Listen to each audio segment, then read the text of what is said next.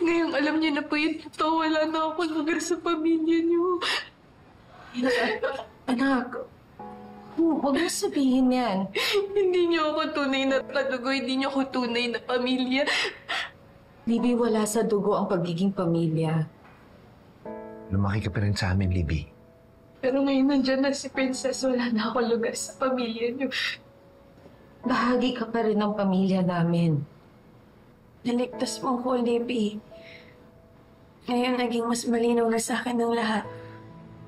Kaya pala ayaw mo kong iwan. Kahit pa paano, concerned ka pa rin sa akin. Libby, anak. Hindi ka katulad ng mami mo. Libby, anak pa rin kita. Daddy mo pa rin si Daddy Raymond mo. Walang magbabago, anak. Isang buong pamilya tayo. At walang magbabago.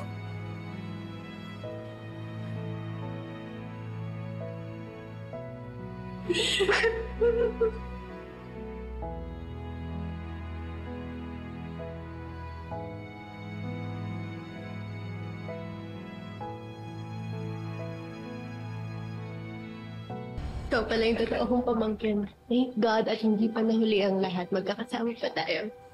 Opo, Tita Min. I'm so proud of you. Kahit naman noon pa. Hello, welcome po! Yang, Kim, ito si Princess, ang totoo kong anak.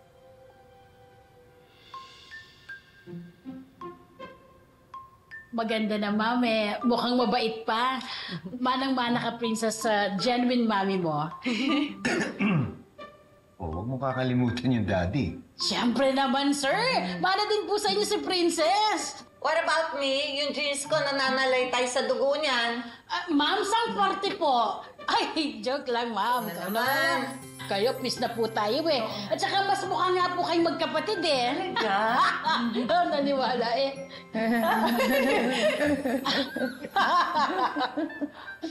Ate, finally, natupad na yung pangarap mo.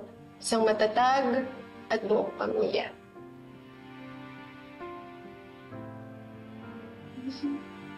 And I'll make sure na hindi na kami magkakahiwalay.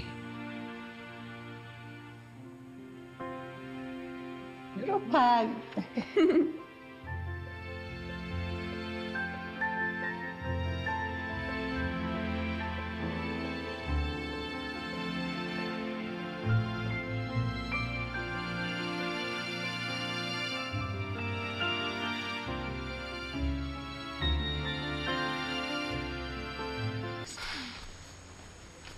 Oh, Justin, bakit ka nandito? Hinanap mo si Princess? Wala siya dito eh. Hindi. Ikaw talaga yung pinunta ko dito. So anong gagawin mo? Susumbatan mo rin ako? Wala na ako sa ganun. Pareho lang naman tayong na-reject ng mga taong mahal natin. Pareho na tayong talunan. So what now? Mystery loves company, kaya ka nandito? Gusto ko lang siguraduhin na sanggap mo na yung pagkatalo natin. Kasi hindi mo na makukuha sa Savior. Hayaan mo na sila ni Princess. Hayaan mo na. I understand. Mahirap, pero gagawin ko. Pwede rin naman tayo magdamayan eh. Minsan hindi naman tayo naging magkaibigan, di ba? Ayun lang naman yun sa akin.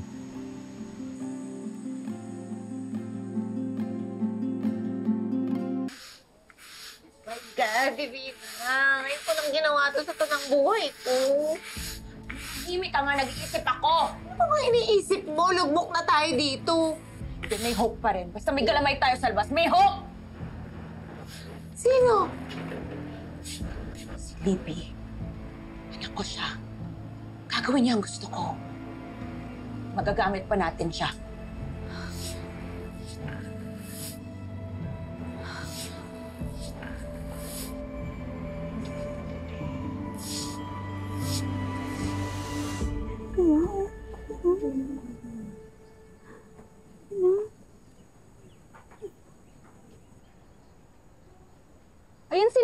mo, anak ng mamamatay tao. Di ba nag-viral yun? Yung Divina. Parang teleserye ah. Oo na, mami ko siya. Mamamatay tao. Kidnapper mga agaw ng asawa. Ano pang gusto niyong marinig? Ha? Sige, pagtawanan niyo ako. Laitin. Lahat-lahat ng masasakit na salita. Sige pa! Kasi deserve ko naman eh. Baby.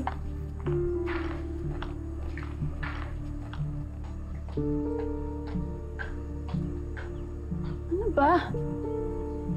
Hindi kasalanan ni Libby kung nanay niyo si Divina. Hindi niya kasalanan kung mamamatay tao yung mama niya. Kaya pwede ba huwag niyo siyang i-bully?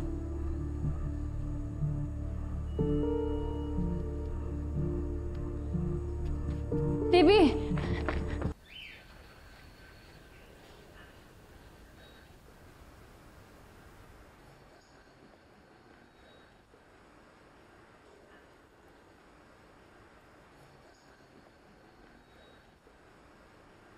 Libby, iniwaan kita ng mansanas.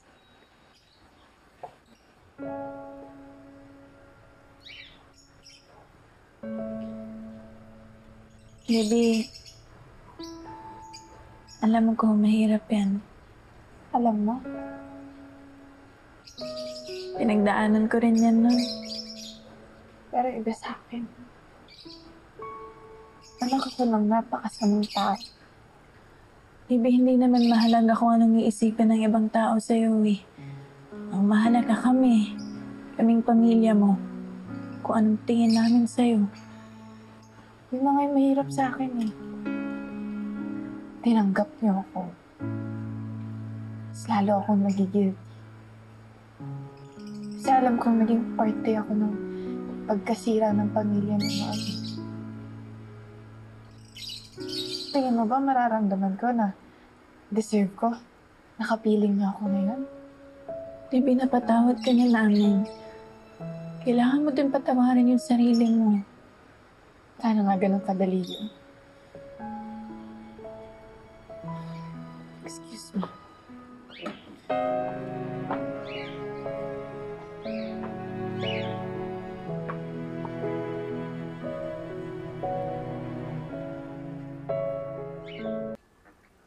So, anong plano mo? Wala. Gusto ko lang mag-chill dito. Hindi ka na lang umuwi. Makipag-bonding ka sa pamilya mo. Pero, mas lalo ko lang mag-feel na hindi ako bilo.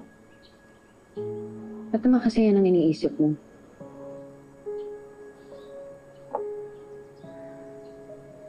Wala kang alam, Amy.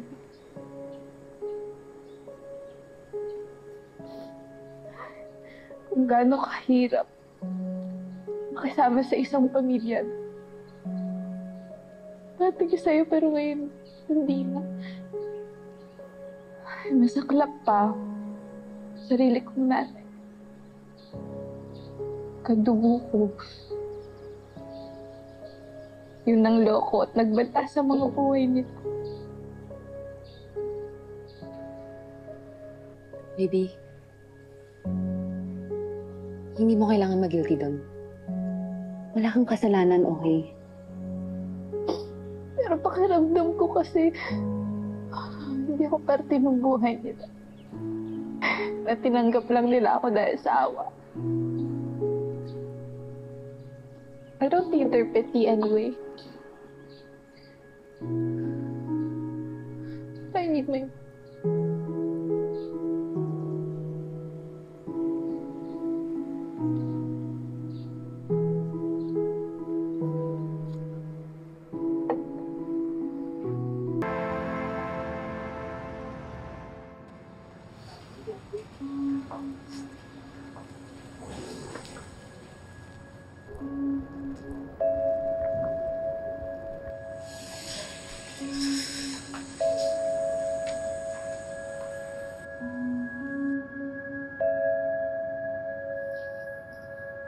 Salamat. Mami, kamusta ka? Okay lang ako. Nanggaling na ako dito dati kaya kaya kong mag-survive. Ikaw, kamusta ka? Nahihirapan, Mom. Sana makaalis ka na dito. Sana magkasama na tayo ulit. Nangyari yun. Nagtutulungan mo ako. Palagi naman akong handang tumulong sa'yo eh. Pero Mami, ayoko nang gumawa ng kasamaan. Last na to, anak. Anak, tulungan mo akong makatakas.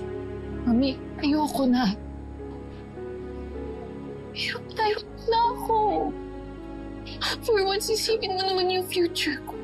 Para sa future mo nga to. No, Mami. Ayokong gumawa ng illegal kasamaan. Kung ganito lang din, I'm sorry pero hindi kita matutulungan. Ano nangyayari sa'yo? Masyado ka na na-brainwash ni Raymond Chalin at ang princess na yan. Masyado ka na mahina. No, Mommy. Gusto ko ng katahimikan. Ayoko gumawa ng masama.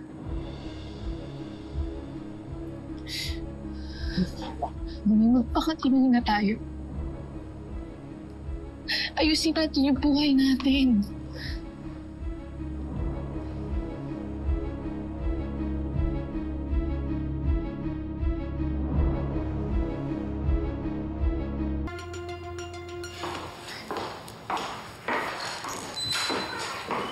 Anak, Libby, tamang-tamang dating mo.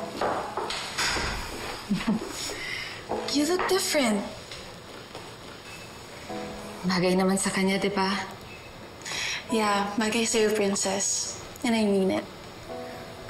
Salamat, Libby. Libby, magkakaroon ng party this weekend.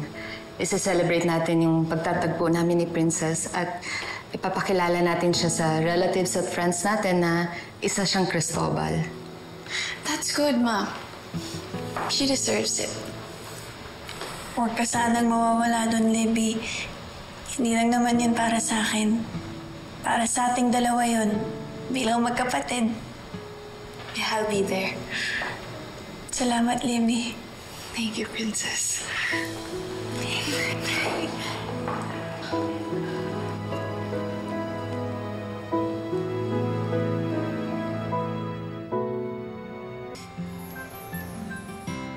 Princess.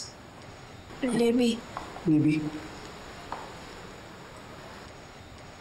Hindi na ako nagkaroon ng chance para humingi ng tawad sa'yo, Xavier. Maybe now is the time.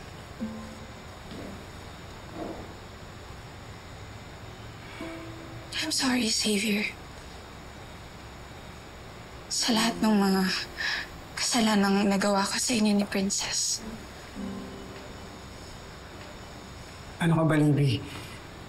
Okay na yun. Ang mahalaga natapos na. Mapapatawad mo pa ba ako?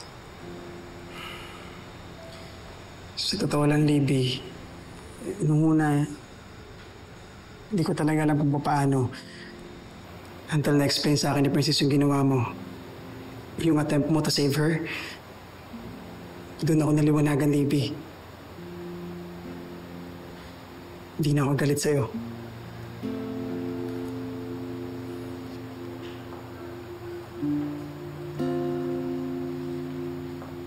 It may take a while, pero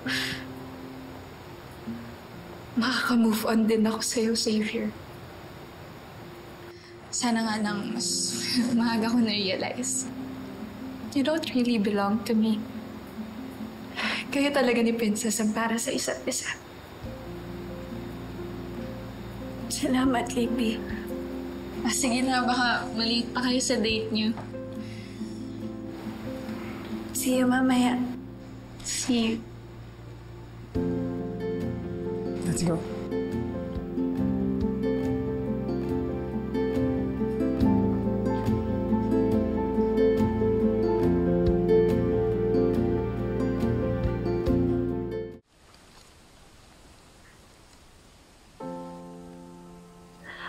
naman pala ng party ni Prince.